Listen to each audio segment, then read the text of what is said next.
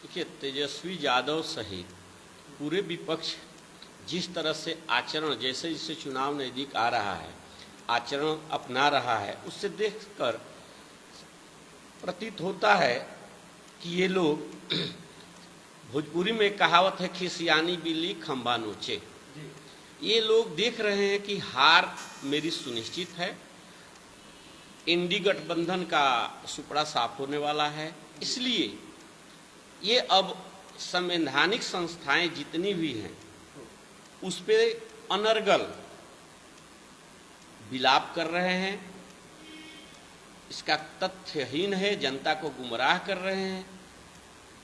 तेजस्वी जी को मालूम होना चाहिए और आपके चैनल के माध्यम से हम बक्सर सहित तमाम जनता को ये आग्रह कर रहा हूं कि ये विपक्ष जैसे गुमराह कर रहा है, इनके बहकावे में नहीं आना है। ये गुमराह करते आए हैं, इनकी पॉलिटिक्स गुमराह करने की है। आप ध्यान दीजिए, 1952 से लेकर आज तक 21 बार मतदाता पुनर्निरीक्षण वेरिफिकेशन का काम होता है। एक सतत सामान्य प्रक्रिया है। पता न क्यों विपक्ष इसमें विलाप कर रहा है। जब महाराष्ट्र का चुनाव हुआ था तो ये लोग बोले थे कि नए वोटर जुड़ गए, वेरिफिकेशन नहीं हुआ। और जब वेरिफिकेशन कर रहा है चुनाव आयोग तो कह रहे हैं कि ये वेरिफिकेशन हो रहा है, नहीं होना चाहिए। हर चुनाव से पहले मतदाता सूची का, मतदाताओं का पुनर्निरीक्षण अभियान एक सामान्य प्रक्रिया है। लेकिन जिस तरह से कहा जा रहा है कि आवासीय प्रमाण पत्र मांगा जा रहा है, ये गलत है।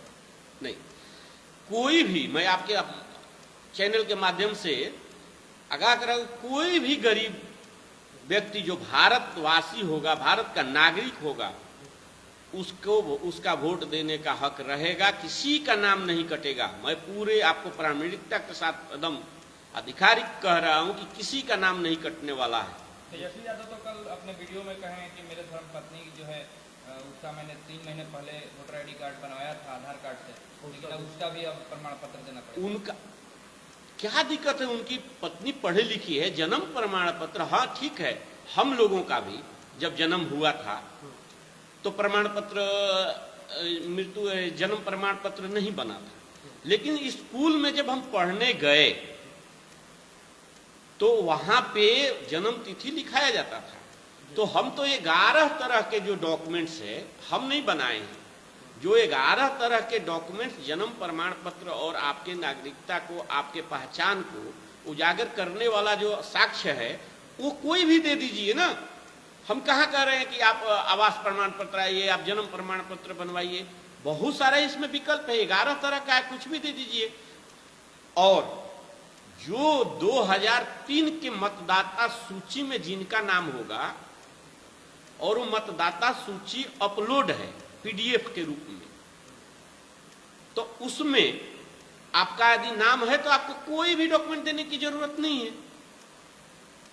आप उसका सिर्फ विवरण दे दीजिए कि 2003 में मेरा ये था, सन ऑफ अमरेंद्र पांडे हैं, सन ऑफ जवाहरलाल पांडे हैं।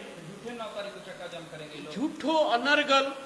उसके बाद आप दे दीजिए, आपके पास डॉक्यूमेंट है। भारत का नागरिक यदि है तो उसको देने में क्या दिक्कत है भाई? हाँ, लेकिन यदि बांग्लादेशी है, घुसपैठिया है और आकर इन लोगों ने 50 साल में से इन लोगों ने यदि अनर्गल बनवा रखा है, उसको तो तकलीफ होगा।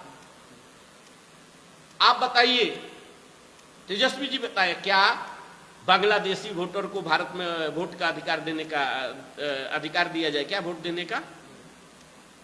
बांग्लादेशी और रोहिंग्या घुसपैठियों को वोट देने देंगे क्या? कतई नहीं देने देंगे, उनका नाम कटेगा। लेकिन भारत का नागरिक यदि, और भारत का नागरिक है, भारतवासी है, उसका एक भी उसका ऐसे लोगों का वोटर लिस्ट से नाम कटने वाला नहीं है। अच्छा, और 47,100 कुछ इन्होंने चुनाव आयोग को जो दिया है, सभी राजनीतिक दल को एक बीएलओ होता है, एक अपना राजनीतिक दल का एक BLA 2 होता है, जो राजनीतिक दल की व्यवस्था है। तो राजनीतिक दल ने अपने कार्यकर्ता जो बूथ के कार्यकर्ता हो BLA 2 की सूची चुनाव आयोग को जमा की हुई है। तो हर बूथ पे आपका कार्यकर्ता है, और BLO आएगा तो उसके साथ बैठ कर कौन काटने देगा नाम, और उसको देने में क्या है। हम भी आज अपना फोटोकॉपी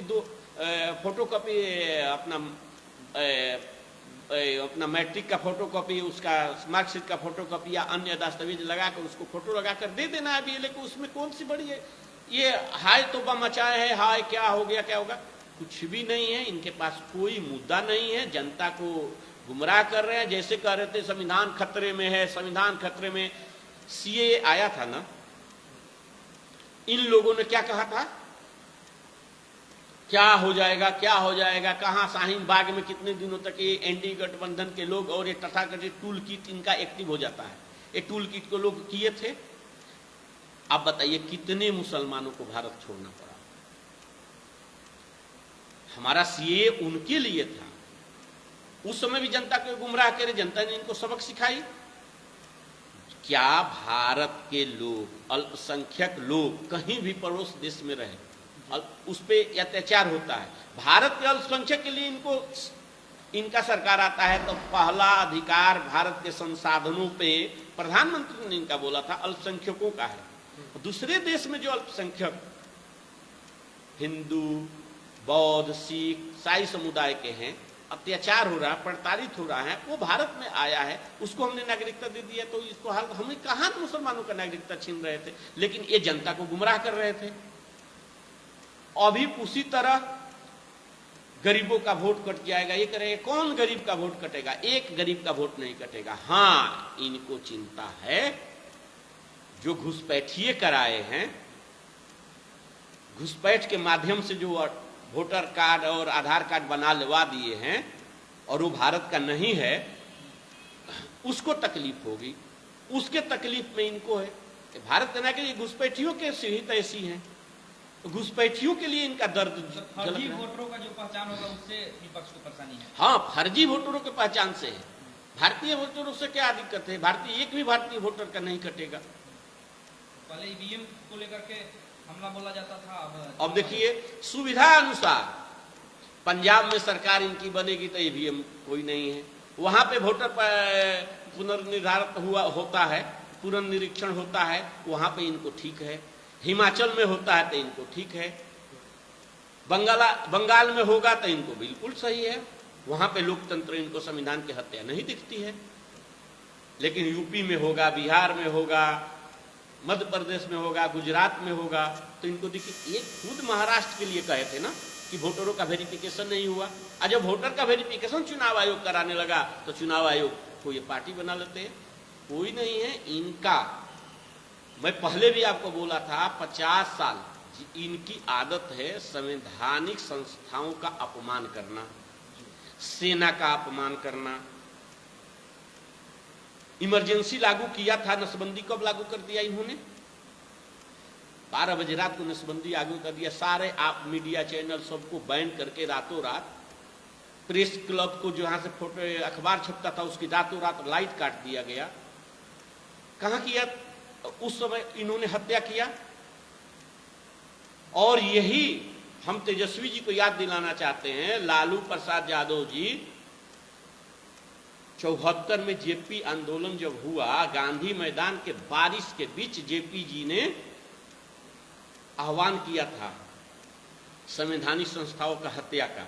और उस समय कांग्रेस जो कर रही थी उसके खिलाफ आंदोलन न चालू किया था। उसके उपज न है लोहिया और जयप्रकाश नारायण के उपज है। लोहिया जयप्रकाश नारायण की आत्मा आज क्या इतना दुखी होगी। लालू जी उसी कांग्रेस की गोद में बैठ गए।